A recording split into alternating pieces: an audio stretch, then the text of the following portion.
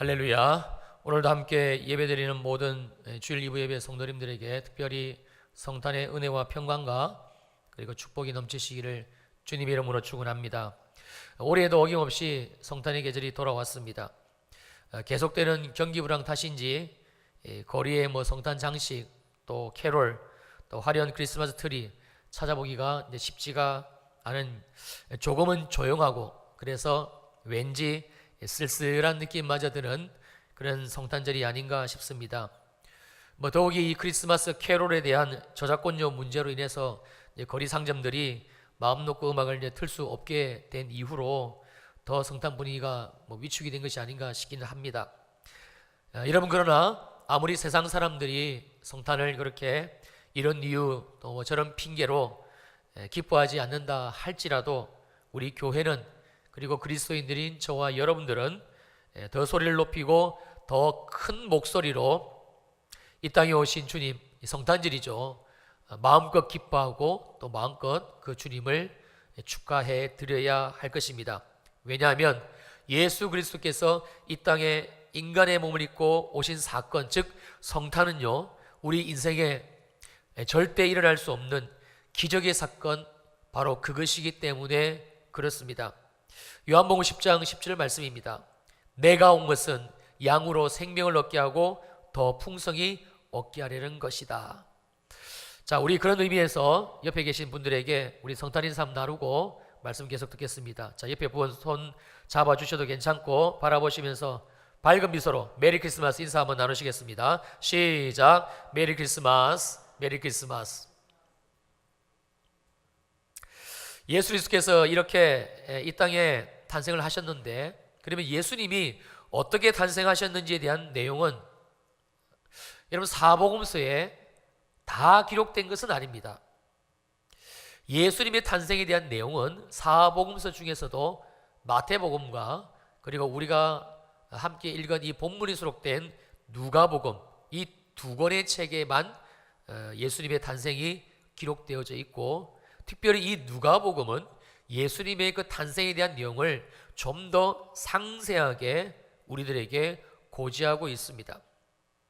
한 사람의 인생이 이 땅에 태어나는 것도 많은 사람들과 또 많은 사건들이 결합이 되어지고 연결이 되어지고 또 농축이 되어졌어. 여러분, 그래서 한 사람의 인생이 이 땅에 태어난 것 바로 맞습니다. 그런데 어떻게 하나님의 아들이 그분께서 이 땅 가운데 오신 이 사건이야말로 그냥 아무렇지도 않게 아무 일 없이 그런 배경과 사건 없이 태어날 수가 있겠습니까? 여러분, 전혀 다른 그 두 사람의 인생이 결혼이라는 하나의 관계를 통해서 하나의 가정으로 만들어집니다. 그리고 이 두 사람의 결합을 통해 또 하나의 생명이 태어나는 것이, 여러분, 하나의 생명이 이 땅 가운데 태어나는 일입니다. 어디 여기에 부모인 두 사람만 관여가 됩니까? 결혼은 두 사람의 결합이기도 합니다만 엄밀히 따진다면 두 가문의 결합이지요.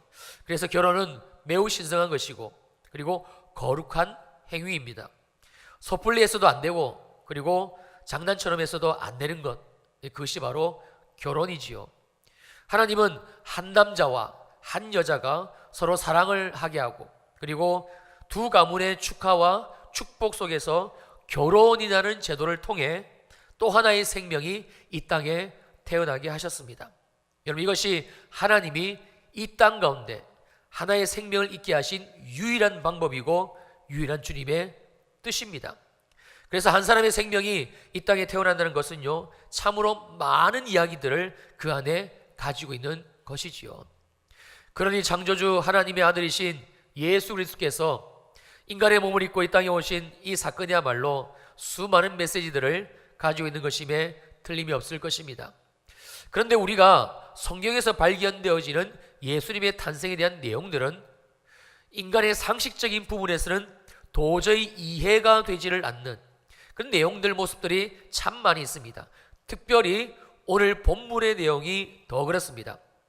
자, 오늘 본문 누가복음 2장 8절로 11절 말씀 보시겠습니다.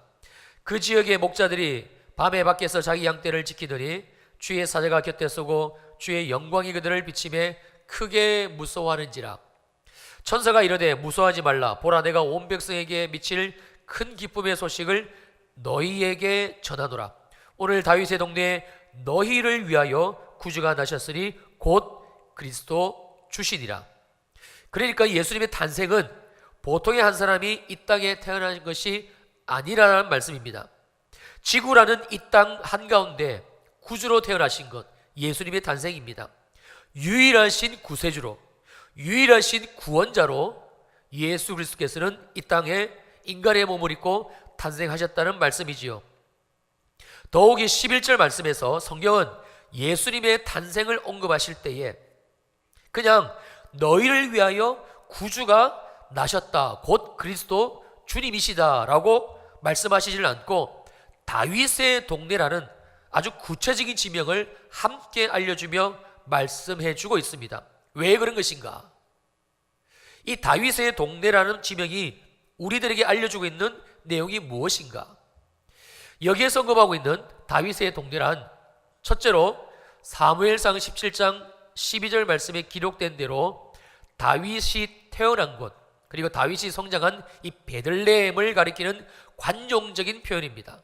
그리고 두 번째 의미는 다윗이 살았던 바로 이 베들레헴에서 구약의 미가 선지자의 입술을 통해 그리스도께서, 메시아가 탄생하실 것을 이미 예언하셨는데 그 예언이 마침내 응하여 오늘 이 다윗의 동네에 우리를 구원하실, 너희를 구원하실 구주가 탄생하셨다는 사실을 알려주고 있는 것이지요.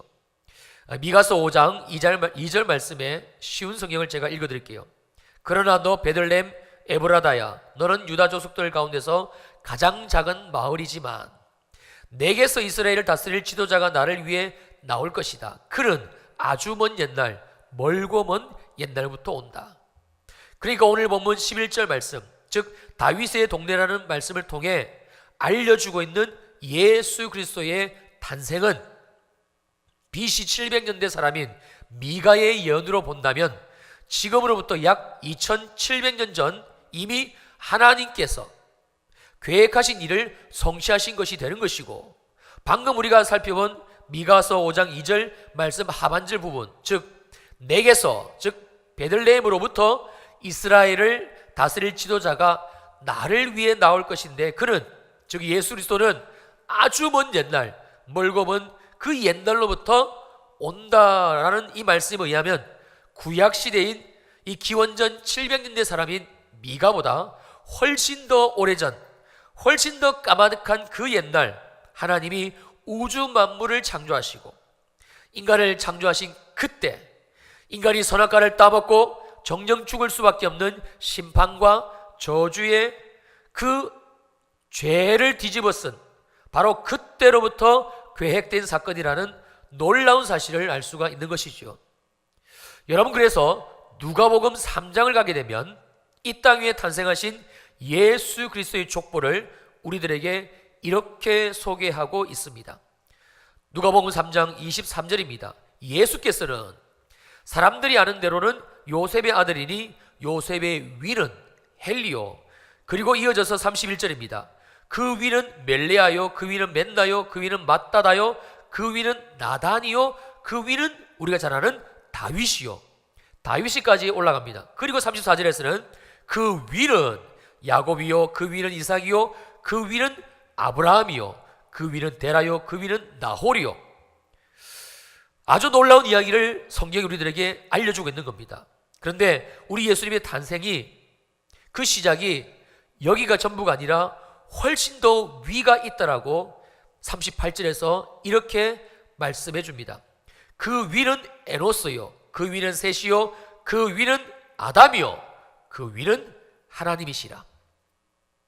바로 예수 그리스도의 탄생의 시작이 하나님으로부터 시작됐다는 사실을 우리들에게 말씀하고 계시는 내용입니다.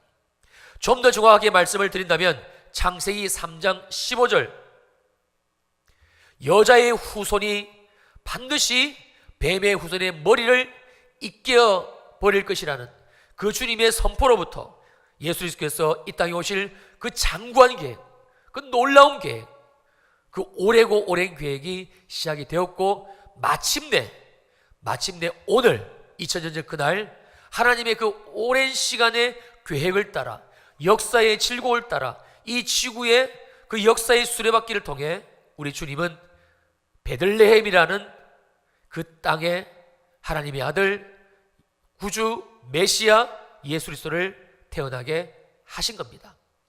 자, 그렇다면 우리 예수님의 탄생이 이러하다면 주님이 탄생하기까지 그 가문이 하나님으로부터 시작되었고 그 배경과 환경이 창조주 하나님이시라면 여러분 그 자체가 영광스러운 것이고 존귀와 찬양과 경배만 받으셔도 부족한 거 아닙니까? 정말 그렇지 않습니까? 그런데 오늘 본문 누가복음 2장 8절 이하는 이러한 배경, 백그라운드를 가진 그 예수님의 탄생, 놀라운 그 주님의 탄생을 그렇게 화려하고 그렇게 대단하게 우리들에게 소개하고 있지를 않습니다. 여러분 다시 보시겠습니다. 누가복음 2장 8절에서 11절입니다. 그 지역에 목자들이 밤에 밖에서 자기 양떼를 지키더니 주의 사자가 곁에 서고 주의 영광이 그들을, 누구죠? 목자들을 두루비침에 크게 무수하는지라. 천사가 이르되 무수하지 말라. 보라, 내가 온 백성이 미칠 큰 기쁨의 소식을 너희에게, 누구입니까? 목자들에게 전하노라. 오늘 다윗의 동네에 너희를 위하여 구주가 나셨으니 곧 그리스도 주시니라.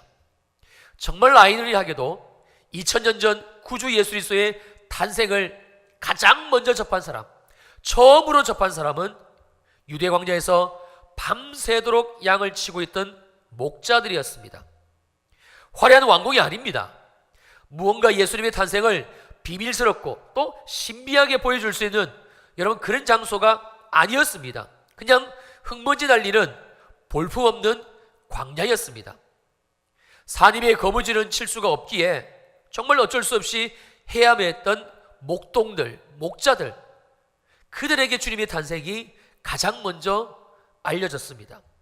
아버지가 목동이고 할아버지가 목동이었어 자기가 태어나고 자라는 환경이 양을 치며 사는 환경이라 배운 것도 없고 딱히 새롭게 할 수 있는 그 어떤 길도 없어서 그냥 그렇게 살던 태생적인 목동들, 바로 그들에게 이 땅을 구원하기 위해 오신 하나님의 아들 독생자 예수 그리스도의 탄생을 알린 겁니다. 그것도 가장 먼저 그 목자들에게 알렸습니다. 이해가 되시는지요? 납득이 되고 용납이 되시는지요? 지혜의 근본이 되시는 하나님이시라면 이러시면 안 되는 거 아닙니까? 정말 세상을 구원하실 그 계획으로, 온 세상을 구원하실 그 계획으로 하나님의 아들을 구주로 이 땅에 보내신 것이 정말 하나님 당신의 뜻이 맞다면 그 당시 세계의 중심이고 문화의 요충지인 로마에 그 예수님을 태어나게 하셔야지요. 그것도 로마의 가장 상위 계층인 황족과 귀족들에게 주님의 탄생을 알려주시고 보여주시고 그리고 깨닫게 해주시고 그래야 무슨 일이 일어날 거 아니겠습니까?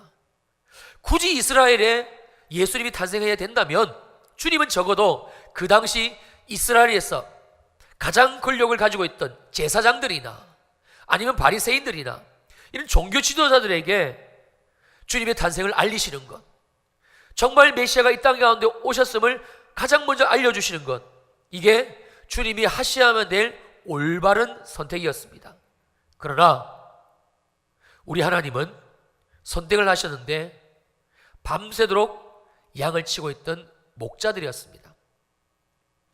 그 당시 이스라엘을 중심으로 펼쳐졌던 두 문화의 축이 있는데 하나는 가나안 땅에 정착하면서 시작된 농경 문화였고요.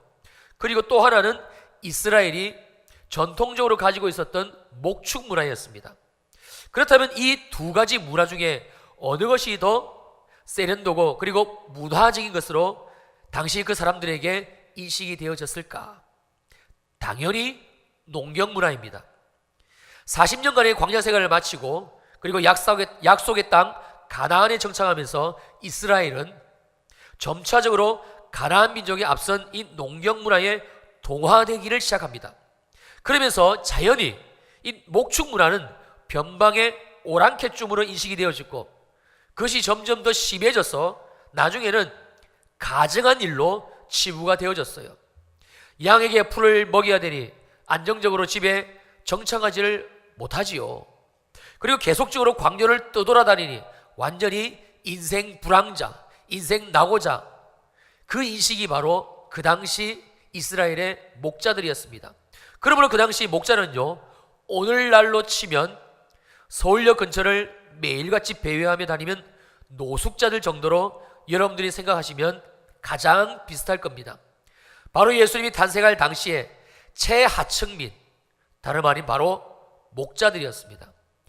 그런데 너무나 충격적이게도 오늘 본문은 구주 예수 그리스도의 그 탄생을 바로 이 극빈자 목자들, 인생 실패자 목자들, 재수없고 더럽고 짜증나는 그런 존재인 그러한 목자들에게 가장 먼저 주님이 보이셨다는 사실을 알려주고 있습니다. 그리고 또 한 가지, 그 당시 목자들인들 내 생애에 이런 기가 막힌 일이, 말도 안 되는 사건이 있을 것이라고 생각이나 했겠습니까? 9절 말씀처럼 주의 사자가 바로 내 옆에 서 있는 것을 봅니다. 그것도 모자라 주님의 영광의 강체가 내 온몸을 두루 비추시는 이 말도 안 되는 일을 과연 목자들이 단 한 번이라도, 내 인생에 단 한 번이라도, 정말 내 생에 단 한 번이라도 있을 수 있을까? 여러분 생각이나 했을까요? 10절입니다. 천사가 이르되 무서워하지 말라, 두려워하지 말라, 놀라지 말라. 보라, 내가 온 백성에게 미칠 큰 기쁨의 좋은 소식을 누구에게 전했어요? 목자에게 전했어요.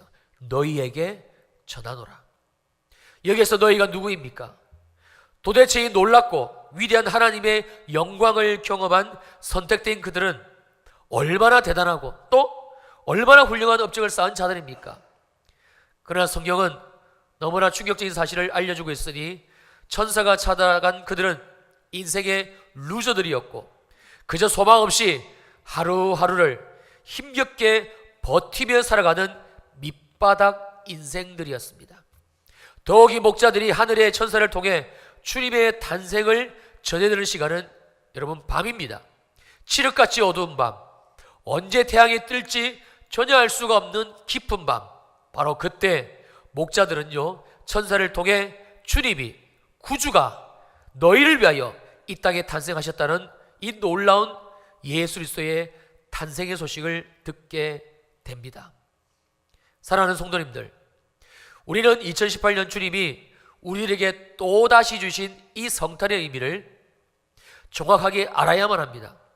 그렇지 않으면 2018년 12월 25일 이 성탄절은 나와는 아무런 상관이 없이 그냥 또 지나가게 됩니다. 그냥 교회에서 하나의 절기 행사로 지내는 날, 그 이상도 그 이하도 아닌 그런 날로 흘러간다는 말씀입니다. 여러분, 성탄절은요 그런 날이 결코 아닙니다. 교회 이력으로 12월 25일을 예수님이 탄생하신 성탄절로 정하고, 그래서 한 번 더 특별히 예배를 드리고, 그리고 그 하루 전날에는 그 성탄을 기념하는, 축하하는 여러 가지 행사를 가지는 날, 여러분 그날이 성탄절이 아닙니다. 하나님이신 예수 그리스도께서 피조물인 인간의 몸을 입고 이 땅에 오신 날이 성탄절입니다. 왜 오셨는가? 왜 하나님이 굳이 피조물인 인간의 몸을 입고 이 땅에 오셔야만 되었는가? 바로 나를 만나시기 위하여, 바로 저와 여러분들을, 내 인생을 구원하시기 위하여 주님은 이 필연적인 선택을 하셔야만 했던 겁니다. 어떤 나이입니까? 바로 오늘 본문에서 소개하고 있는 목자들, 바로 우리 자신들이지요. 제 나이가 이제 새해가 밝으면 51가 됩니다. 그러니까 인생을 50년을 산 셈이지요. 인생을 50년을 살았으니 이제는 제법 인생에 대해서 자신감도 붙을만 하고, 또 살면서 이런 경험 저런 경험 참 많이 했는데, 그러니까 이제 넘어지는 일도 없을 테고 또 실패하는 일들도 없어야 되는 거, 그게 당연한 거 아니겠습니까? 근데 정말 인생을 살면 살수록 어쩌면 사는 게 더 어려운지, 인생이 더 어려운지, 어쩌면 그렇게 인생이 더 힘들고, 그리고 정말 제 마음대로 제 인생인데 누가 뭐라고 하는 사람은 아무도 없는데 분명히 제 인생인데 왜 그렇게 살면 살수록 제 마음대로 내 마음대로 되는 것은 하나도 없는지, 그게 참 인생이 아닌가 싶습니다. 자식도 마음대로 안 되고요. 여러분 동의하시죠? 세상에서 제일 마음대로 안 되는 게 자식입니다. 돈 버는 거 마음대로 되었으면 여기 앉아 계실 분 아마 없을 거예요. 돈 버는 거 이거 참 뜻대로 안 됩니다. 여러분, 근데 더 기가 막히는 것은 이 분명히 내 몸이에요. 내 몸뚱아리예요. 그런데 이 몸이 절대 내 마음대로 움직여지지를 않더라고요. 건강하게 잘 살고 싶은데, 그런데 왜 자꾸 몸이 여기저기 아픈 데가 생겨나는지, 내 의지와는 상관없이 그렇게 제 몸인데도 이 몸이 내 생각대로 움직여지질 않는지, 정말 인생이란 것이 살면 살수록 한 해 두 해 쌓여가면 쌓여질수록 깨닫는 것, 느껴지는 것, 아는 것, 이것은 인생은 내 마음대로 참 안 된다입니다. 2000년 전 그날 천사들이 구주 예수 그리스도의 탄생을 처음으로 알리기 위해 찾아갔던 목자들, 여러분 그들이라고 한 번뿐인 자기 인생을 그렇게 살고 싶었겠습니까? 멸시받는 인생, 조롱받는 인생, 사람 취급도 받지 않는 그런 인생을 어디 그들이라고 살고 싶었겠습니까? 그들의 인생이 정말 그들 마음대로 되었겠습니까? 주의 사자가 그들을 찾아오기 전 그날따라 그 밤은 왜 그렇게 길고 또 왜 그렇게 추웠는지, 소망 없는 인생, 답 없는 인생, 죽지 못해 사는 인생, 바로 그날 밤 깜깜한 광야에서 양을 치고 있던 목자들이었습니다. 그런데 바로 전까지, 정말 바로 직전까지 이 저주받은 인생을 살던 목자들에게, 사랑하는 성도님들, 기적이 일어났습니다. 있을 수 없는 일이 그들에게 일어났다는 말씀이지요. 바로 구주 예수 그리스도의 탄생, 그것입니다. 여러분, 이것이 바로 성탄입니다. 그리고 주님은 2018년 오늘을 살아가고 있는 저와 여러분들에게 동일한 성탄의 소식을 가지고 이 시간 또 올해도 또 어김없이 우리의 인생을 찾아오셨다는 말씀입니다. 여러분 10절 말씀 한번 보실래요? 제가 읽겠습니다. 내가 사랑하는 창식아, 창식은 제 이름입니다. 여러분들 이름을 다 불러드리면 좋겠는데 그러려면 시간이 너무 많이 걸리니까 제가 대표로 제 이름을 넣은 겁니다. 10절 말씀을 이렇게 제가 의역을 합니다. 사랑하는 창식아, 이제는 더 이상 무서워하지 말어. 두려워하지도 말고 낙마하고 낙심하지도 마. 보라, 내가 온 백성이 미칠 큰 기쁨의 소식을 너에게 전해줄게. 그리고 주신 말씀이 11절 말씀이에요. 자, 11절 말씀 함께 읽으실까요? 시작. 오늘 다윗의 동네에 너희를 위하여 구주가 나셨으니 곧 그리스도 주시니라. 이런 말씀이지요. 오늘 다윗의 동네에 2018년 오늘 이 시간, 바로 현재 시간 이 자리에 앉아 계신 여러분의 인생, 바로 오늘 여기에 이 자리에 지금 다윗의 동네에 창씨가 바로 너를 위하여 구주가 나셨는데 곧 그리스도 주님이야. 이 말씀입니다. 놀랍지 않습니까? 여러분, 우리가 무엇이기에, 내가 뭐라고, 하나님이신 그분이 이 답 없는 인생, 내 마음대로 할 수 있는 것은 아무것도 없는 인생, 바로 우리들에게 이 구원을 주시기 위해서 찾아오셨단 말입니까? 그것도 창조주 하나님이신 주님께서 피조물인 인간의 몸을 입고 우리를 찾아오신 사건, 여러분, 성탄입니다. 그래서 성탄은요, 기적입니다. 있을 수 없는 일, 우리 인생에 절대 있을 수 없는 일, 결탄코 일어날 수 없는 일, 우리가 수백 번 수천 번을 죽었다가 깨어나도 아무리 우리가 노력을 하고 애를 써도 결코 우리 인생에 찾아올 수 없는 일, 생겨날 수 없는 일, 여러분, 그것이 무엇인가 하니 바로 주님이 우리를 찾아오신 사건, 성탄이라는 사실이지요. 지금까지 구주 예수 그리스도의 은혜로 사셨다면 정말 잘하셨습니다. 이번 성탄절이 더 은혜가 충만하시고 더 주님의 깊고 넓은 사랑을 경험하게 되시기를 주님의 이름으로 축원합니다.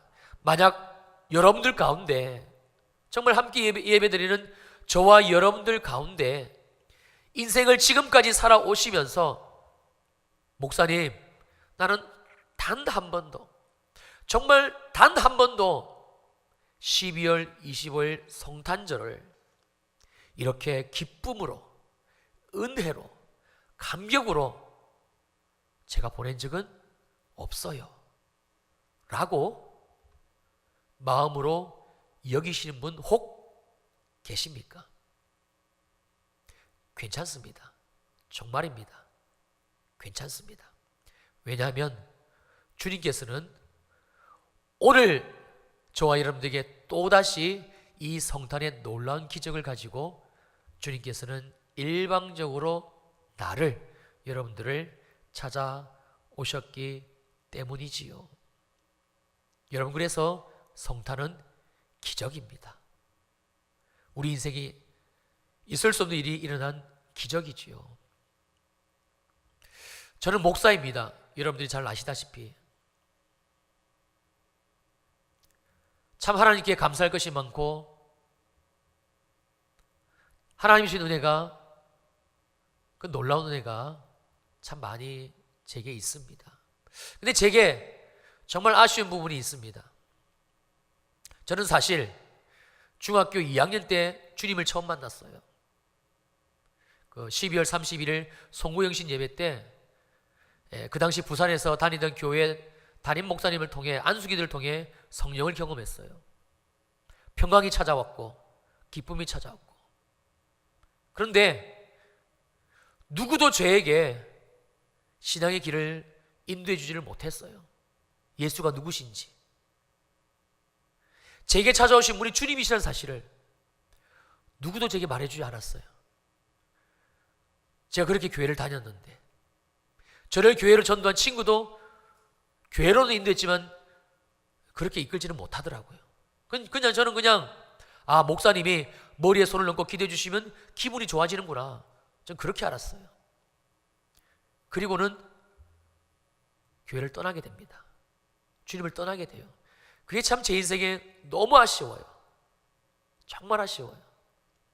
이렇게 주님을 만나고 목사가 되고 보니까 그 예수 그리스도가 누구신지를 정말 조금이라도 알고 보니까 그 시간이 정말 아쉬워요. 여기 학생도 앉아 있는 것 같은데 저는 정말 부러워요. 그분 안에, 그 학생 안에, 그 청년 안에 목자들이 만났던 이 예수, 구주 예수, 그 고백 있으시다면 저는 정말 학생 그리고 그 청년이 부러워요. 만약에 아니라면 목사가 아니라 인생을 먼저 산 선배로서 간곡히 부탁을 드립니다. 예수 만나셔야 돼요. 여러분 삶에 기적이 일어납니다. 기적이 일어납니다. 여러분, 예수 그리스도는 교리도 아니고 신학도 아닙니다. 그냥 주일날 한 번 와서 예배드리고 마는 그런 주님이 아니십니다. 그냥 성탄절 날 와서 한번 예배드리는 그런 분이 아니십니다. 우리 인생을, 이 답 없는 인생을 놀랍게 구원해 주신 구원의 주님이십니다. 목자들을 찾아가신 주님이셨습니다. 아무도 돌아보지 않는 인생의 루저들, 실패자들, 그들을 찾아간 주님이셨습니다. 그리고 우리를 찾아오셨다라는 말씀입니다. 왜요? 우리를 구원하시기 위해서, 우리 인생을 구원하시기 위해서. 할렐루야. 여러분, 그래서 성탄은 기쁨이고 축복이고 우리가 주님을 축하해 드려야 되고 감사해야 될 것이지요. 2018년 성탄절이 바로 이 기적의 시간, 정말 주님을 여러분의 주님으로 영접하시는 시간, 나를 위해 이 땅 가운데 오신 예수 그리스도, 하늘의 영광과 하늘의 존귀와 하늘의 감사를 가지고 쓰러지고 넘어지고 깨지고 자빠지고 답이 없는, 출구가 없는, 내 인생이지만 내 마음대로 할 수 있는 것은 아무것도 없는 연약한 우리 인생을 찾아오신 그 구원하신 주님을 우리는 이번 성탄절에 반드시 다시 주님으로 영접하고 그 주님으로 여러분의 삶을 회복을 하셔야 됩니다. 아니, 하실 수가 있습니다. 2028년 성탄절이 바로 이러한 축복의 성탄절이 되시기를 주님의 이름으로 축원합니다. 축원합니다. 아멘. 기도하시겠습니다.